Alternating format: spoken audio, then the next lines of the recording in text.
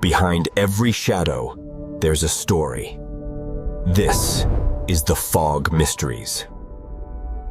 There's a place so deep beneath the Earth's surface that no machine can survive the pressure. No light reaches it, and no one talks about it anymore. Not because it was lost, but because it was sealed. In the far north of Russia, hidden in the frostbitten silence of the Kola Peninsula, there's a rusted metal hatch. No fence, no warning, no plaque, just a steel lid, bolted shut, and a cold wind that never stops blowing. Beneath it lies a man-made tunnel that descends deeper than the Mariana Trench, deeper than any mine or cave, deeper than we were ever meant to go. This is the Kola Superdeep Borehole, the deepest hole ever drilled into the Earth, and the one place even scientists don't want to revisit. It began in 1970, in the heat of the Cold War. But this race wasn't about weapons or satellites. It was about depth. While the Americans were drilling in Oklahoma, the Soviets aimed for something bolder, to physically reach the Earth's crust. Not to extract anything, just to see what was down there. The drilling continued for 22 years, cutting through ancient layers of rock no human had ever touched. At 12,262 meters deep, over 40,000 feet, it became the deepest man-made point in history. And the strangest, the first signs that something was off came quietly. The team expected to hit basalt. Instead, nothing. The boundary between granite and basalt didn't exist. Geological models failed. The Earth, it turned out, was lying to us. Then came the water, trapped in microscopic pockets, boiling under pressure, impossibly deep underground. It wasn't supposed to be there. No one had ever predicted it could be. Next, they uncovered fossilized plankton, embedded in shale more than 6 kilometers down, organisms that had no business surviving there. Ancient life, sealed in stone, untouched for billions of years. Still, they pushed deeper.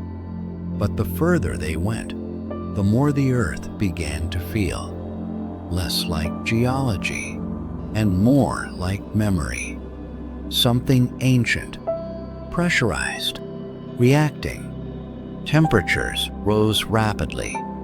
By the final depth, it reached 180 degrees Celsius, hot enough to warp metal and destroy sensors. Instruments failed. Drill bits snapped. The rock itself started to bend, as if softening under pressure. And then, they stopped. Officially, the project ended in 1992 due to technical limits and the collapse of the Soviet Union. But unofficially, rumors began to surface, the kind people only whisper when the doors are closed. Stories of broken tools and strange vibrations, of audio anomalies, of a silence below that didn't feel empty, but watchful. That's when the legend started.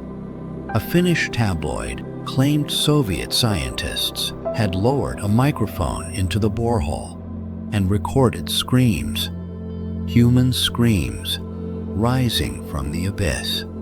They called it the well to hell. It wasn't true. The story was traced to a religious hoax created to scare, not inform. No such microphone existed, but the idea stuck. Because when people looked at that hole, they believed it could be true. Even after it was debunked, the rumor refused to die, because something about that depth, that silence, felt wrong in a way no one could prove, but everyone sensed. Eventually, the site was abandoned, the equipment left to rust, the shaft welded shut. In 2005, the hatch was sealed for good. Today, there's nothing left but wind and metal, a scar in the tundra.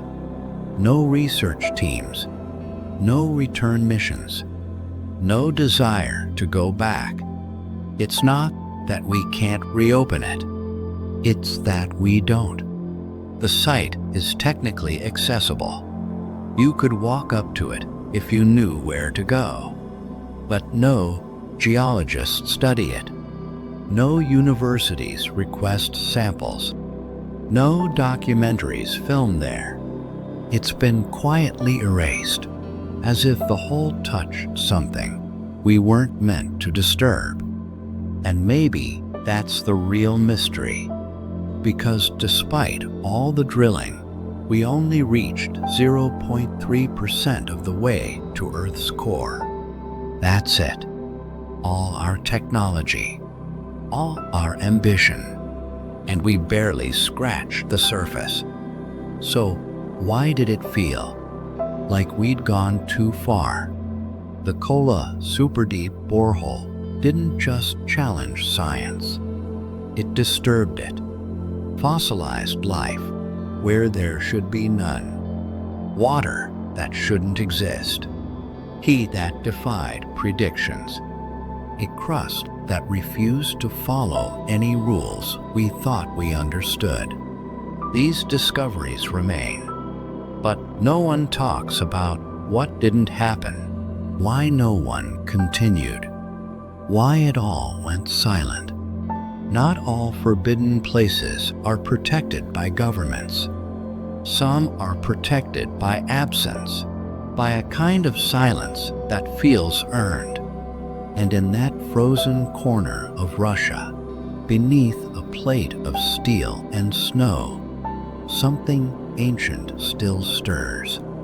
Not alive, not dead, just waiting.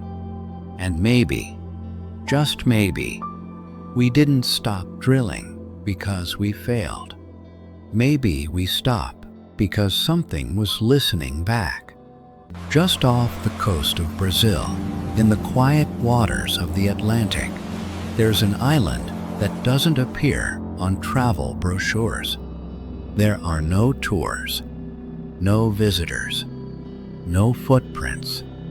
On satellite images, it's green and unassuming, a speck of forest floating 90 miles from Sao Paulo.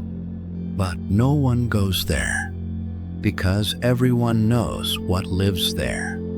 This is Ilha da Queimada Grande, better known as Snake Island, and it might be the most dangerous place on Earth that nature ever created. At first glance, it doesn't look threatening. A tropical hill surrounded by ocean, covered in dense trees and coastal rock. But beneath the canopy, among the roots and stones, something else moves. Thousands of snakes, and not just any kind. Golden lancehead vipers, a species so rare and so lethal that the island had to be sealed off permanently. It's the only place in the world where they live, and the only place in the world where no humans are allowed to. The golden lancehead's venom isn't just potent, it's extreme, 5 times more toxic than its mainland relatives. A single bite can melt tissue, cause massive internal bleeding, and shut down organs in less than an hour. There's no hospital here, no emergency escape, just jungle and teeth, the official estimate, somewhere between 2,000 to 4,000 snakes across 43 hectares. Some rumors go further, claiming there's one snake for every square meter. That's likely exaggerated, but it tells you everything about the island's reputation. People don't fear Snake Island because of stories. They fear it because it makes sense. Access is banned by the Brazilian government. Not even scientists are allowed freely. Only a few select researchers, under Navy escort, with years of training and special permits, are granted entry. For everyone else, Snake Island is legally, permanently off limits. And for good reason. But how did it get this way? Around 11,000 years ago, at the end of the Ice Age, rising sea levels cut the island off from mainland Brazil. The snakes that lived there became isolated. No predators, no large animals, just migratory birds, the only food source left. So evolution adapted. The snakes developed faster strikes, longer fangs, and venom designed to kill instantly. They had to stop prey from escaping, even if that prey could fly. Over time, the golden lancehead diverged from its mainland cousins. It became its own species, smaller, sleeker, deadlier. It's one of the clearest examples of evolution in isolation, and one of the most terrifying. Few other animals survive there. A few insects, some lizards, a scattering of birds that risk landing in the wrong place. But the snakes, they're not just surviving, they're thriving. Snake Island is theirs now, and they guard it like it always was. Stories, of course, still surround the place. One of the most infamous involves a lighthouse keeper. According to local legend, he and his family were stationed on the island in the early 1900s. One night, snakes entered their home through cracks in the walls, through open windows.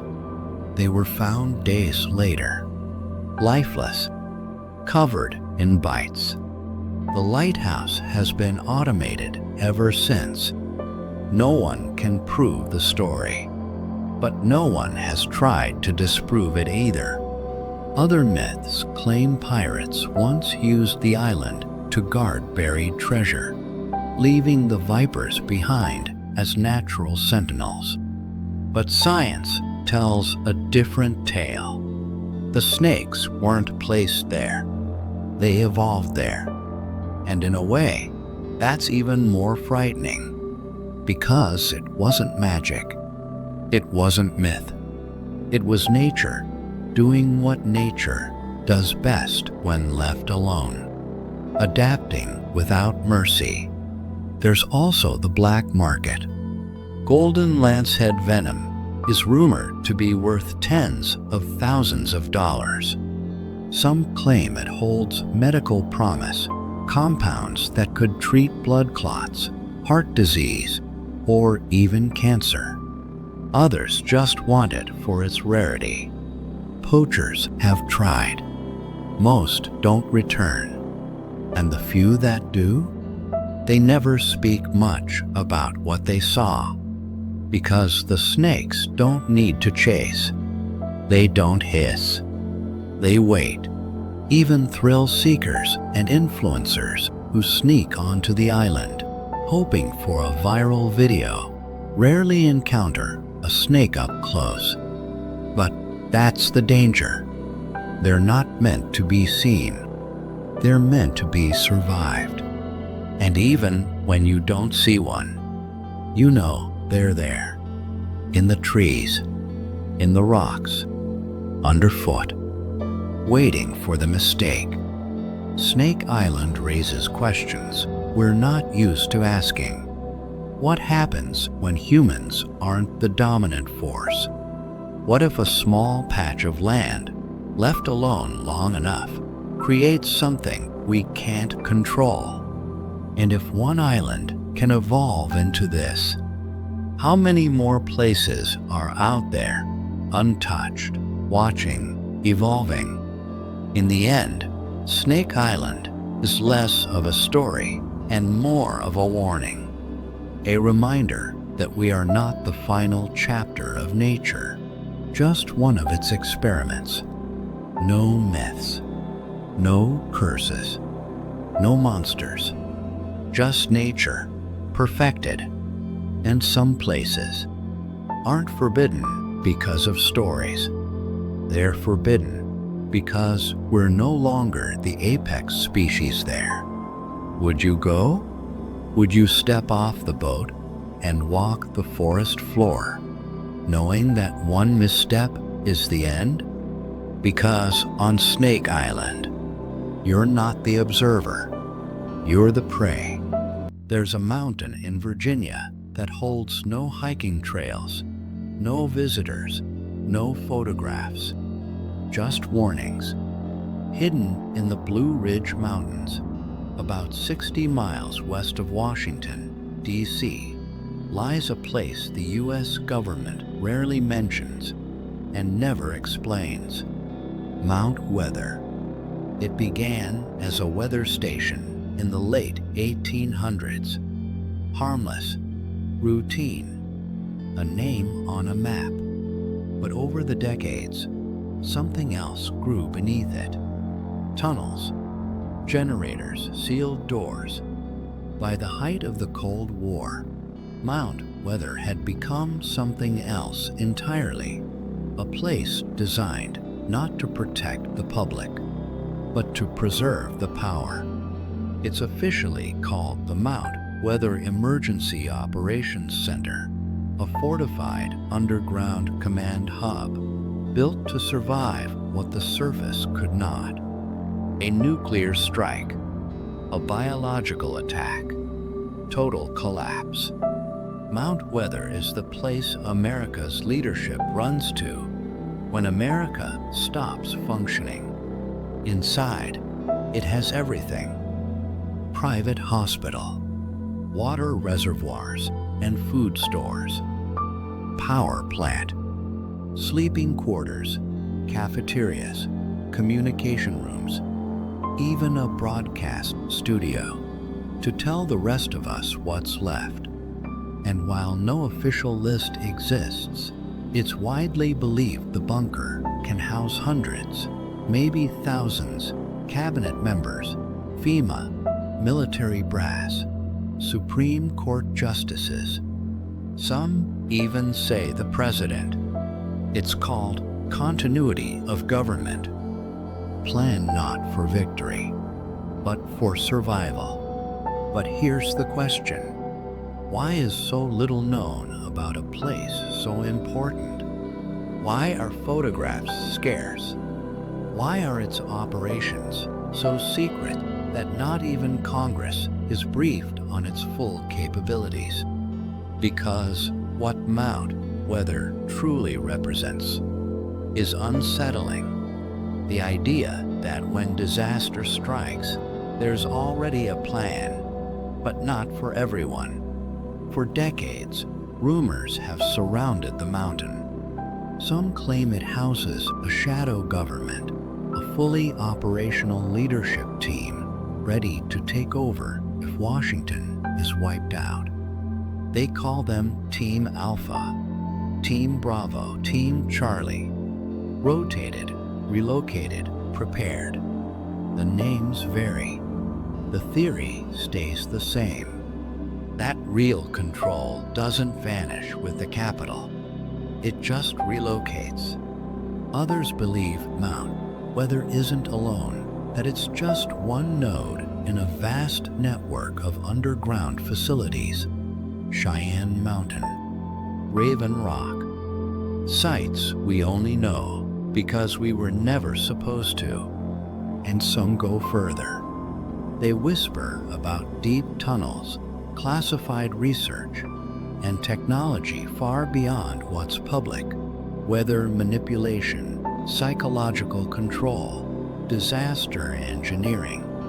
There's no evidence for these claims, but there's no proof they're false either, because Mount Weather doesn't deny anything. It simply says nothing. After 9/11s, FEMA quietly re-emphasized Mount Weather's role. It was activated, but no one knows what was done. Who went in? Who stayed out? What orders were issued? The same questions rise again and again. Who gets saved? Is there a list? If so, what does it take to get on it? Power? Rank? Loyalty? And what about everyone else?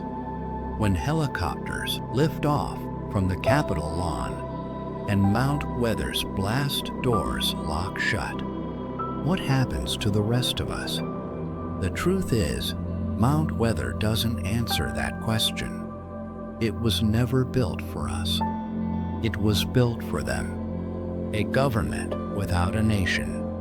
A command center without the crowd. Not surprisingly, Mount Weather has shown up in fiction, TV shows, thrillers, conspiracy boards. In The 100, it becomes a sanctuary turned nightmare.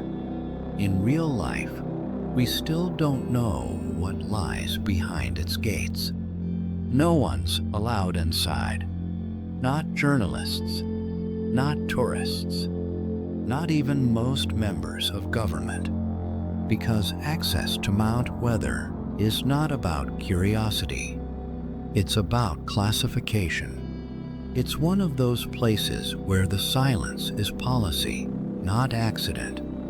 It exists, but only officially when necessary. And that's what makes it terrifying. Because every now and then, in drills or real emergencies, the plans reactivate. Code words are issued, routes cleared, personnel move, and the mountain breathes. Not in fear, but in readiness. We're told it's a precaution, a just in case. But the very existence of Mount Weather suggests that somewhere, someone believes that case is not only possible, it's inevitable. Maybe that's why Mount Weather feels so mysterious. Because it doesn't predict disaster. It expects it. And in doing so, it forces us to ask hard questions. What does survival mean when it's selective? What systems continue when everything else collapses? And what's worse, not knowing what's inside, or knowing you'll never be invited? Mount Weather doesn't have haunted corridors or ancient curses, but it is, in its own way, one of the most chilling places on Earth. Because it's real, because it's ready, and because we're not. What if the most haunted island on Earth isn't hidden in a faraway ocean, but lies just beyond one of the most romantic cities in the world? You can see it from the shores of Venice, a floating silhouette in the lagoon, ivy-covered walls, a crumbling bell tower, no signs, no boats, no sounds. Locals won't point to it.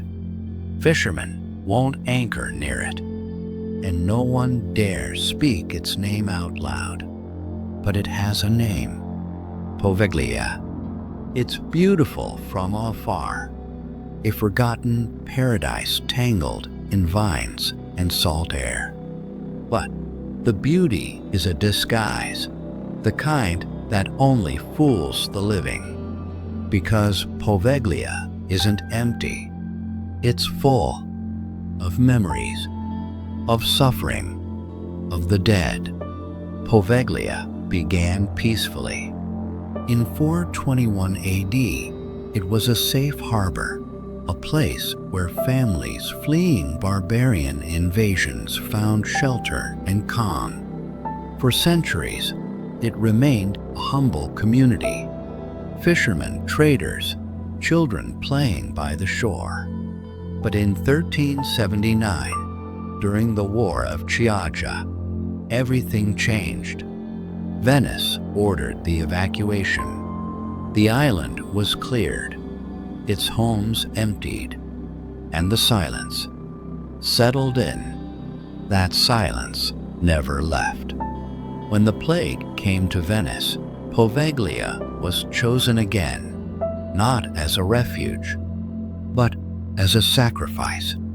In the late 1700s, the island became a lazaretto, a quarantine zone for the dying.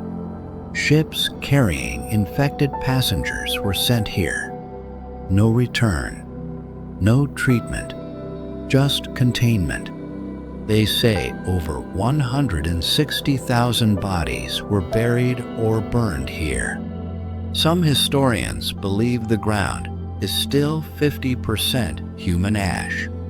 There were no graves, no names, just smoke and silence. Victims were stacked in trenches and lit aflame. Some still alive, too weak to protest, too many to count, too late to save. Even today, if you dig in the soil, you'll find bones. Not metaphor. Fact. In 1922, the silence was broken by construction crews. A new institution was rising on the island, a psychiatric hospital. But Poveglia didn't forget what it had seen. And soon, it began whispering again. Patients began reporting strange sightings. Shadowy figures, footsteps at night, screams through the walls. Their warnings were dismissed. Doctors called it hysteria, but one man believed them. The director. He started seeing things too. Shadows that didn't match the light. Whispers that knew his name. Legend says he became obsessed, not with helping patients, but controlling them. He began performing experiments, lobotomies, isolation chambers, chemical sedation.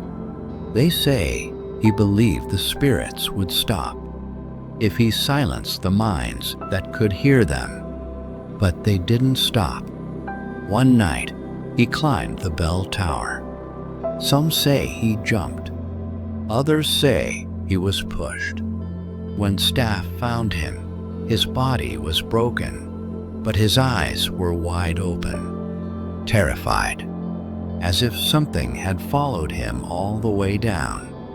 The hospital closed in 1968, but the tower, it still stands.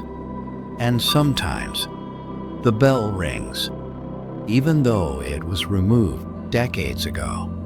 Since then, every attempt to redevelop the island has failed. Hotels proposed, projects funded, all abandoned. Construction equipment breaks. Workers leave mid-contract. They say the island doesn't just resist change, it rejects it. Paranormal teams who visit report the same pattern. Cold spots where no wind blows. Apparitions that vanish on camera. Voices whispering through rusted corridors. Some report being scratched. Others say they left with dreams they couldn't explain. But most never go back. Locals call it the island of no return. Fishermen sail around it, even if it costs them fuel. They say the water near the island smells strange, metallic, bitter. like something that was burned and never forgiven. Tour guides refuse to mention it. Even drone footage disappears from the web. No one talks about Poveglia because everyone already knows. It's not haunted because of legends. It's haunted because it was used, erased, forgotten. It is not a story. It is a scar. There are no monsters on Poveglia, no curses carved into the trees, no symbols written in blood. Just quiet, thick, suffocating quiet. And in that silence, you begin to wonder, what if it's not ghosts we fear? What if it's the truth of what we did, of who we abandoned, of the lives we called disposable? Poveglia is not alive, but it is not dead either. It's waiting, not for redemption, but for recognition. So, ask yourself, would you set foot on the world's most haunted island, knowing the dead there don't want you to leave?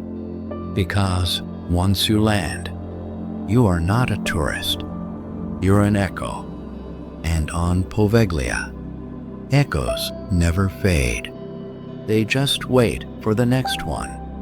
What if the world's most successful criminal empire isn't run by a cartel, but by a government? What if behind the nuclear threats and military parades of North Korea, there lies a secret room? No signs, no officials, no accountability. Just one name whispered by defectors, diplomats, and spies. Room 39. It's not a myth. It's not a movie. It exists somewhere inside the headquarters of the Workers' Party in Pyongyang. And yet, no photograph has ever confirmed its entrance. No blueprint shows its location. But its fingerprints are found across the world, in fake dollars, hacked crypto wallets, sunken cargo ships, and luxury goods smuggled across continents. Because Room 39 is not just an office. It's the shadow economy of a dictatorship. Room 39 was reportedly created in the late 1970s by Kim Il-sung, the founding ruler of North Korea. Its purpose wasn't ideological. It wasn't diplomatic. It was financial. With a collapsing economy, rising isolation, and no legal access to global markets, North Korea needed cash. Real cash. Hard currency. And if the world wouldn't give it willingly, Room 39 would take it, by any means necessary. Over time, Room 39 became a government within the government. Its mission? Fund the regime, protect the Kim family, control the elite, and if the global system got in the way, break it. Investigators and defectors accuse Room 39 of managing a sprawling network of criminal activity, counterfeiting US dollars, specifically the infamous supernotes, so precise the US Treasury had to redesign its bills, manufacturing methamphetamine and heroin traced from North Korean labs to markets in Australia, Japan, and beyond. Cyber theft, hacking cryptocurrency exchanges, stealing hundreds of millions in Bitcoin and Ethereum. Insurance scams, submitting false claims via North Korean-controlled insurance firms in London and beyond. Weapons sales, arming sanctioned regimes and terror groups under the radar. human labor trafficking, sending workers abroad and confiscating their wages, all funneled back to Pyongyang. This isn't speculation. Containers have been seized, traffickers arrested, bank accounts frozen, but Room 39 adapts, always a step ahead. Change the name, change the route, move the money. Repeat. North Korea is one of the poorest nations on Earth. Its people survive on rations. Electricity cuts off without warning. Children grow up without shoes, without heat, without food. And yet, the regime thrives. Kim Jong-un rides in foreign-made limousines. He wears European watches, dines on imported caviar, drinks French wine, smokes Western cigarettes, and throws parties with fireworks few of his citizens will ever see. Where does it come from? Room 39. It's not just a funding machine. It's a loyalty engine used to reward the military, buy silence from the elite, and keep the dictatorship's inner circle satisfied. And while the outside world imposes sanctions, Room 39 finds cracks through front companies, back channels, and willing partners in China, Macau, Africa, and even Europe. At its peak, Room 39 operated over 100 shell companies, fake import-export firms, seafood businesses, textile brands, insurance providers. Each was legal on the surface, but underneath, a maze of smuggling, laundering, and disappearing assets. No two looked the same. No two led to the same place. And when one was exposed, another took its place.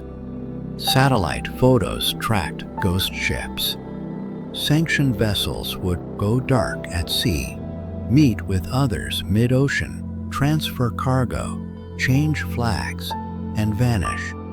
Sometimes the goods were weapons, sometimes oil, sometimes luxury cars. All roads or waves led back to Room 39. Only a handful of people have ever spoken about Room 39. Former diplomats, smugglers turned defectors, high-ranking officials who fled.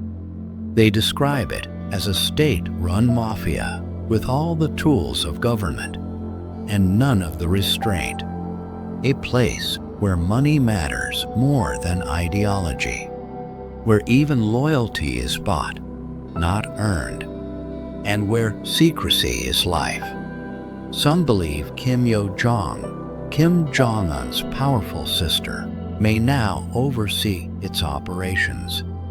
Others say it's controlled by rotating technocrats who report only to the inner circle. But one thing is agreed upon. No one talks, because no one who knows wants to disappear.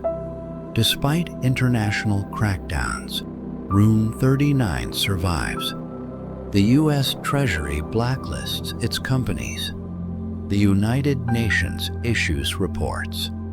Interpol circulates alerts. But none of it sticks. The network shifts, rebrands, moves money through crypto, hides under legal exports, uses allies in shadow banking. Because Room 39 isn't just a smuggling ring. It's an adaptation machine, a permanent fixture of North Korea's survival playbook.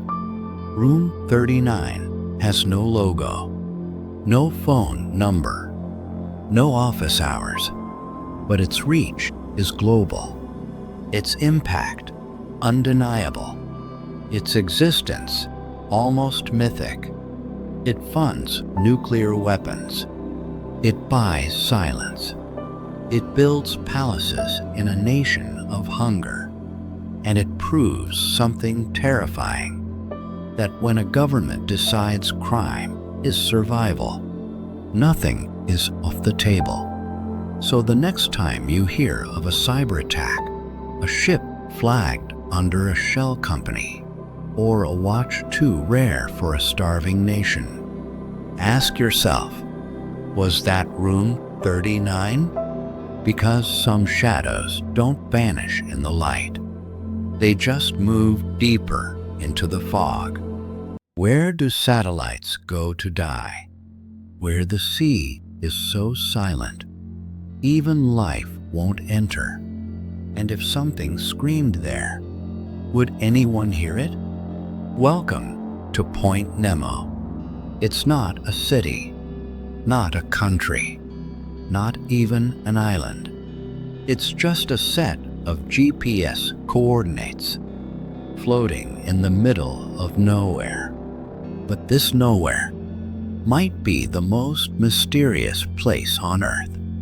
Point Nemo, Latin for no one, not a name, a warning.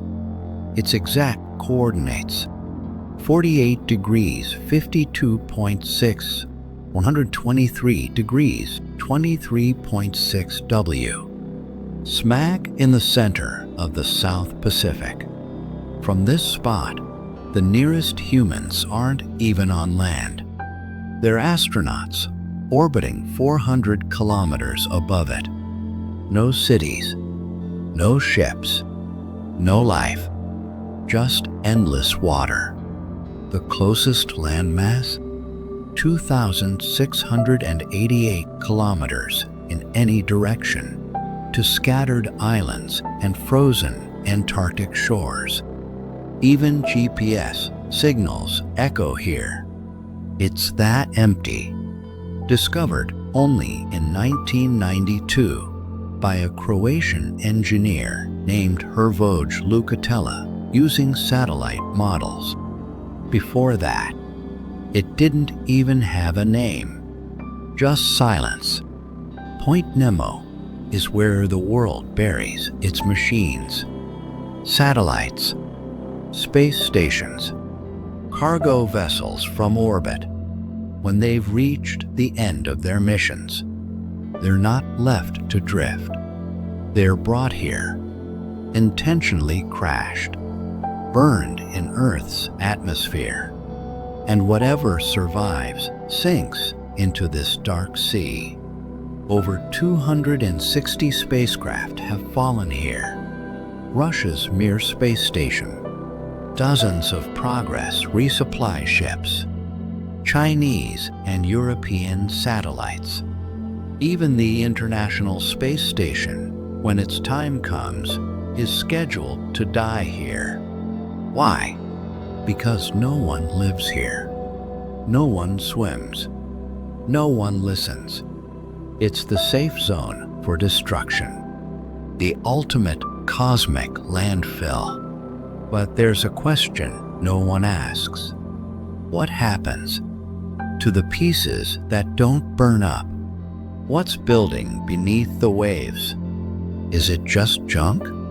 Or a metallic tomb growing year by year? With secrets we haven't yet imagined? You'd think a place like this would be teeming with life. Untouched, untamed, raw, wild ocean. But the truth? It's almost empty. The waters around Point Nemo are part of the South Pacific Gyre, a swirling vortex of currents that blocks nutrients from entering. No nutrients means no plankton. No plankton means no fish. No fish means no food chain. It's what scientists call a biological desert. No whales, no dolphins, no birds circling overhead. Even research vessels avoid it, not because they're scared, but because there's nothing to study. Or so we think. In 1997, a strange signal was recorded by underwater microphones. It was deep, loud, low frequency, so powerful it was heard by sensors more than 3,000 miles apart. They named it the Bloop. It came from near Point Nemo. Some said it was a giant creature. Others whispered about ancient leviathans, beings older than the ocean itself, things we forgot how to believe in. Eventually, scientists declared it was likely caused by icebergs. Likely, but the ocean didn't confirm that, and the sound was never repeated. It came once, echoed through the deep, then disappeared forever. Whatever made it didn't want to be found. Point Nemo isn't just a coordinate. It's become legend. In fiction, it's tied to monsters, myths, madness. H.P. Lovecraft placed his infamous sunken city of Alye, home to the cosmic god Cthulhu, near Point Nemo. A coincidence or a prediction? Jules Verne's Captain Nemo sailed beneath these waters in 20,000 leagues under the sea, a man haunted by the world, hiding from it. Writers, explorers, conspiracy theorists, all drawn to this void. They see it not as absence, but invitation, the perfect hiding place for things the world doesn't want to admit exist. So, what is Point Nemo? A dumping ground for satellites? A lonely dot on a map? A glitch in Earth's design? Or is it something else?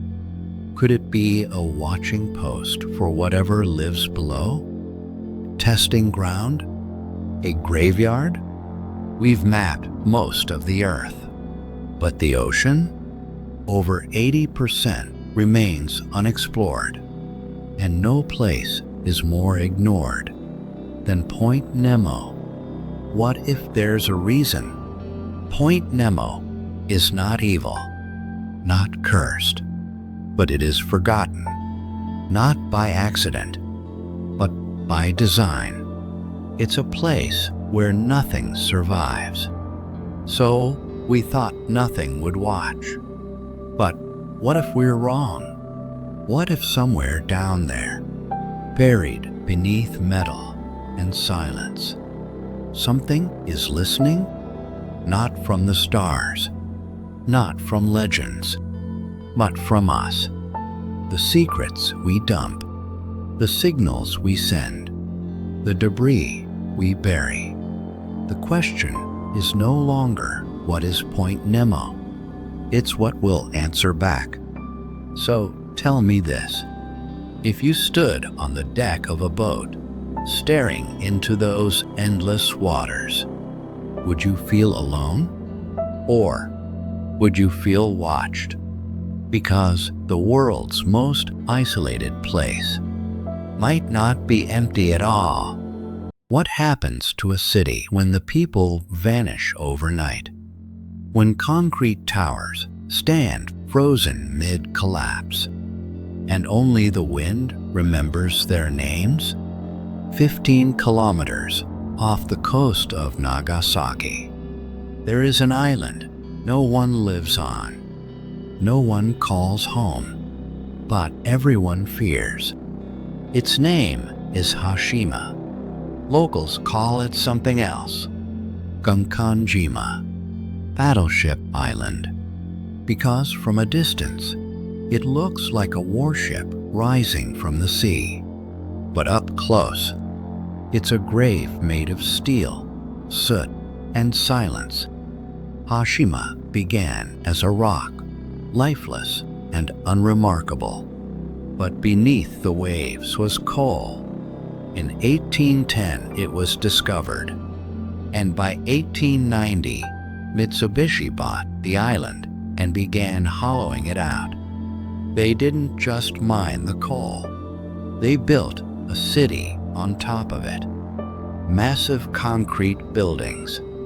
Japan's first high-rise apartment blocks. A self-contained vertical world with schools, hospitals, markets, a cinema, even a rooftop garden. By 1959, over 5,000 people lived on just 6.3 hectares, making it the most densely populated place on Earth. A city in the sea. But there was a price. Life here was not paradise. It was pressure. Tunnels reached 1 kilometer below the ocean floor. Temperatures soared past 30 degrees Celsius with humidity over 95%. Men worked 12-hour shifts in narrow shafts barely wide enough to crawl through. Black lungs, collapses, fires. Above ground, families lived stacked like cargo. Tiny apartments, communal baths, endless concrete. Children never saw grass. Some never touched dirt. Hashima was called the island with no trees and no escape. But the worst chapter came during World War II. As Japan expanded its empire, it needed more coal and more workers. So they brought in thousands of Korean and Chinese laborers, not volunteers, forced labor.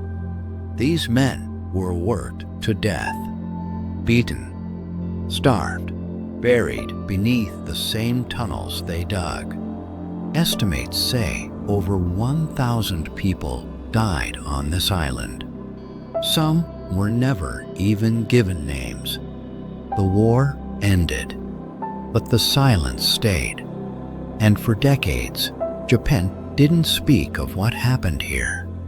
Even when Hashima was declared a UNESCO World Heritage Site in 2015, the ghosts of that past stirred again. Korea demanded acknowledgement. Japan hesitated. A monument of industry, shadowed by denial. In the 1960s, Japan's energy shifted from coal to oil. The mines became obsolete. And in 1974, Mitsubishi shut it all down. The workers, the families, all were told to leave.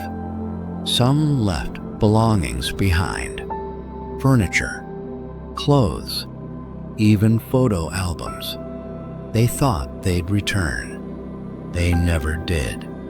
Hashima was abandoned.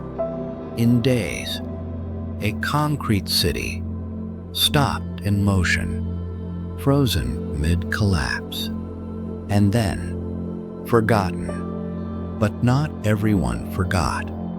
Fishermen began to avoid the island, saying they saw lights flickering in empty rooms, heard footsteps on broken stairwells, felt watched, even from the sea. Some locals called it Hell Island. Others called it cursed. Urban explorers who sneaked in spoke of cold spots, unseen hands, whispers with no mouths. And then there's the legend of Maiko, a young woman who waited for her lover to return from the mainland. He never did. She died alone, heartbroken. They say her spirit still lingers, and those who mock the island's past never leave unchanged. Then came the cameras. In 2012, Hashima's haunting silhouette became the villain's lair in the James Bond film Skyfall. Suddenly, the world saw it. This island of cracked towers and ghostly balconies, Documentaries followed, video games, horror films, explorers with GoPros and Geiger counters. Some came for history, others came for hauntings, but they all left with questions, because even in ruin, Hashima remains intact, as if it's waiting. Today, guided tours are allowed, but only in small areas. The rest is off limits.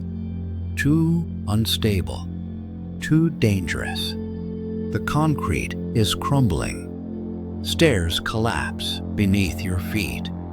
Walls lean like they're whispering. Debate rages. Should we preserve it as a warning? Or let nature reclaim what humanity abandoned? Some say the island wants to be forgotten. Others say its story isn't done. Hashima is not just an island. It's a monument to ambition and amnesia. A place where concrete remembers every footstep, every scream, every silence. It is a time capsule sealed in rust and salt. And somewhere inside, something still lingers. So ask yourself, if you stood on its cracked rooftop, staring into the sea, would you hear nothing? Or would you hear echoes? Because some places don't stay abandoned. They wait. What if an entire world chose to remain hidden? Where satellites fly overhead, but the people below shoot arrows at the sky. A place untouched by Wi-Fi, war, or weather reports. Where maps fade and stories begin. Welcome to the Javari Valley, a rainforest so vast, even time gets lost here. The Javari Valley, Vale du Javari, lies on the edge of the known world, tucked between Brazil and Peru in the western Amazon. It's one of the most remote, dangerous, and protected places on Earth, larger than Austria, drenched in endless green, choked with vines, rivers, and fog. But this isn't just wilderness. It's a sanctuary for the uncontacted. Inside these forests, there are people, but you won't find them on Instagram, or birth registries, or GPS.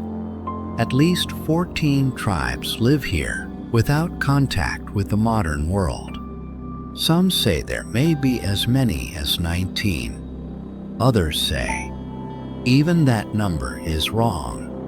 These are the last humans who have chosen invisibility, not because they're primitive, but because history taught them that visibility brings violence. They're hunters, gatherers, fishers, some nomadic, others rooted. They build homes from trees. They track the stars. They know medicines modern labs can't replicate. They are not lost. They are hiding by choice. To understand why they remain uncontacted, you have to understand what contact did. When outsiders came with roads and flags, they brought sickness, guns, exploiters, missionaries, miners, viruses. Entire tribes were wiped out by the common cold. Many of these survivors now refuse all interaction. Some shoot arrows at planes. Others vanish into the forest when drones buzz overhead. They don't want help. They want to be left alone. The Javari isn't just isolated. It's forbidden. The Brazilian government has declared it a protected indigenous territory. No outsiders allowed. No journalists. No tourists. No corporations. FUNAI, the National Indian Foundation, patrols it by air. They drop medical supplies at a distance. They never go further without cause. Even contacted tribes, like the Madas and Matses, help send warnings. Smoke signals, forest drums, messages passed in silence. But danger still leaks in. This sacred space is under siege. Illegal loggers slice through the borders. Gold miners bring mercury and guns. Poachers hunt both animals and people. Drug traffickers use the winding rivers as smuggling routes. Missionaries sneak in with Bibles and leave behind disease. The forest is lawless, but inside the tribes follow ancient laws no one else understands. And the greatest threat isn't violence, it's breath. A single flu virus could wipe out a village in days. That's why the world stays out, because going in could be fatal. We don't know what languages these tribes speak. We don't know how many rituals they keep. We don't know how they bury their dead, or how they fall in love. But we've seen glimpses. From the sky, a cleared garden, painted bodies, arrows launched at aircraft, and then nothing. These moments spark rumors. Some say there are lost tribes inside, descendants of civilizations that vanished centuries ago. Others believe there are groups who fled violence hundreds of years back and never looked back. There are legends of explorers who entered the forest and never returned, and whispers of spirits that guard the borders, not supernatural, but flesh and blood, ready to protect what remains untouched. There's one story few forget. The man known as Karapiru. He was from the AWA tribe. His people were slaughtered. He ran, and for 10 years he survived alone in the rainforest, unseen, uncontacted, unknown. No fire, no company, just silence and memory. When he was finally found, he couldn't speak Portuguese. He barely spoke at all, but he had lived, a single soul, hiding from history.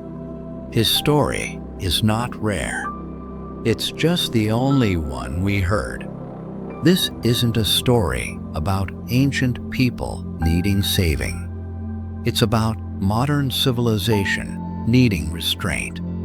These tribes don't want roads. They don't want contact.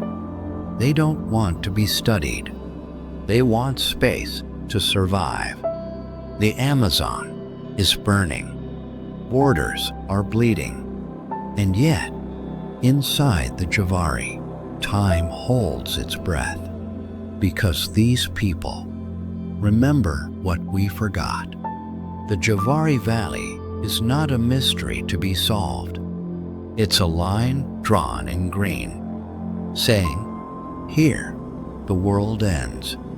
Let something else begin. So ask yourself, what would it feel like to fly over a clearing and see painted faces stare back? What would it mean to stand on the edge of a world that wants nothing from you? Would you step forward? Or would you finally understand? Some doors aren't meant to be opened because behind them are people who still remember how to live free.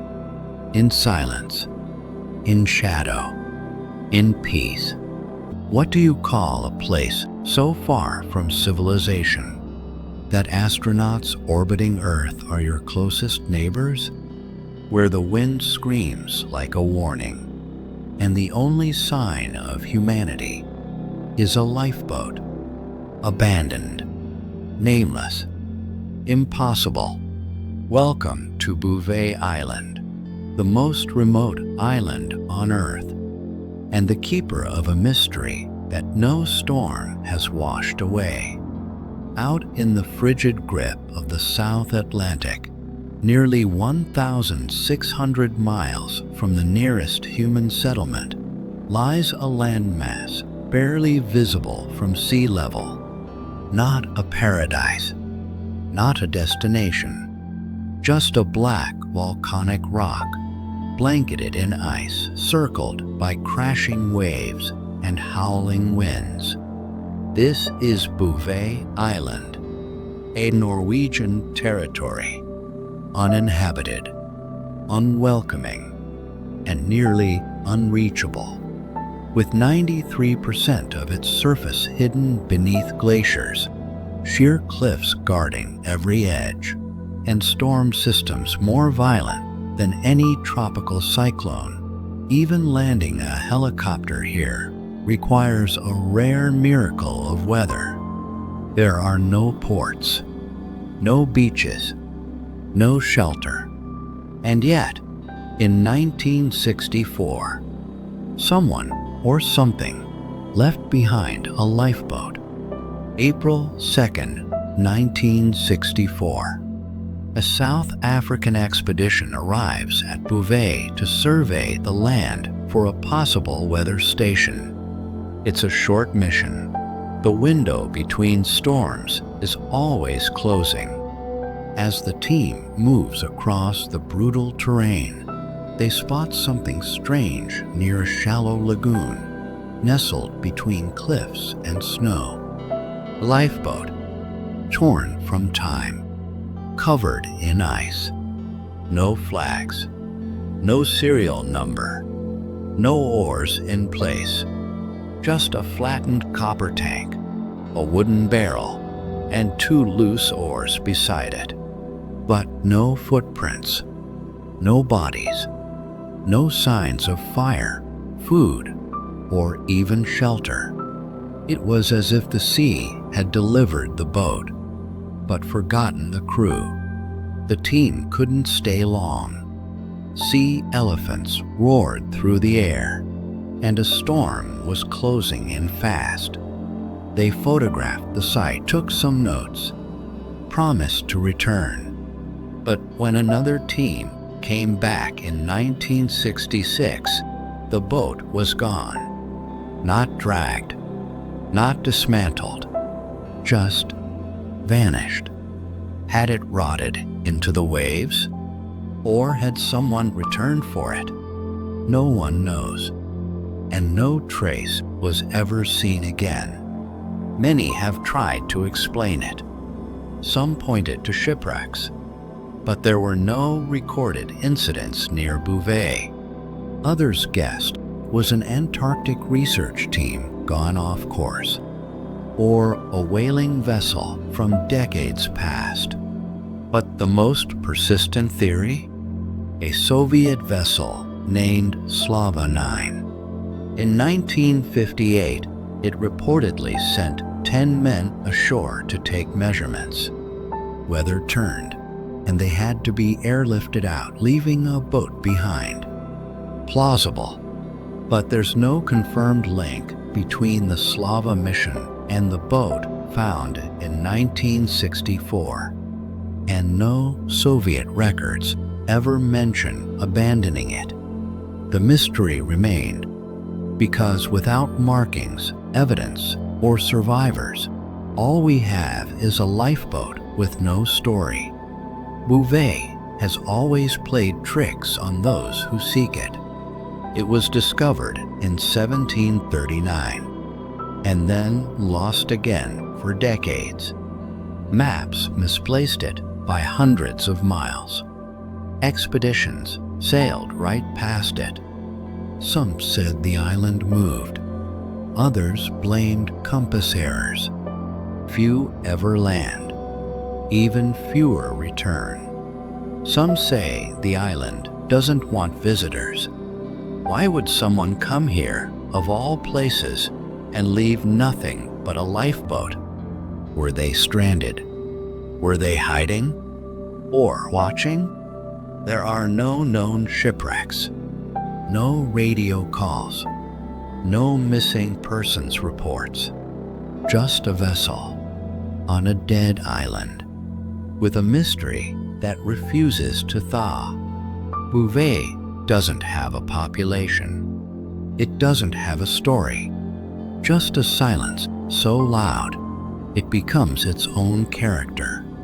Maybe that's why this lifeboat haunts us, because it asks a question we can't answer. Who was here? And why did they leave nothing behind? Or worse, why did they never leave at all? Because some places don't just swallow ships, they swallow stories. And Bouvet? It never gives them back. If humanity disappeared tomorrow, who would remember the wheat or the rice? Who would grow the food to start again? There is a door in the Arctic that no one hopes to open, a frozen vault built to outlive us all. This is the story of the Svalbard Global Seed Vault, humanity's final backup. On the edge of the habitable Earth, in a place where polar bears roam and the sun vanishes for months at a time, lies an angular doorway carved into a mountain. It doesn't look like much, just a steel door, some concrete, a glowing blue light, but it leads into a mountain of ice, 100 meters deep through solid rock, sealed away from floods, fire, and even nuclear war. This is no bunker for the elite, no hidden military base. It's something far stranger, a refrigerator for civilization. The Svalbard Global Seed Vault. Inside this vault are seeds, millions of them, tiny capsules of potential.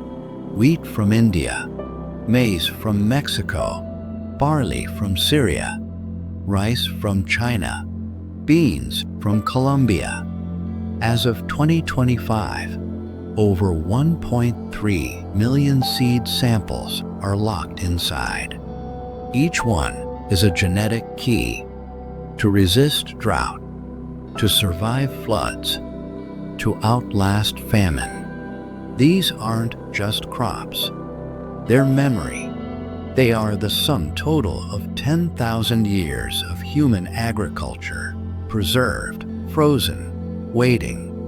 If war burns our fields, if rising oceans swallow our coastlines, if pests, disease, or climate erase the food we've grown for generations, these seeds can bring it back.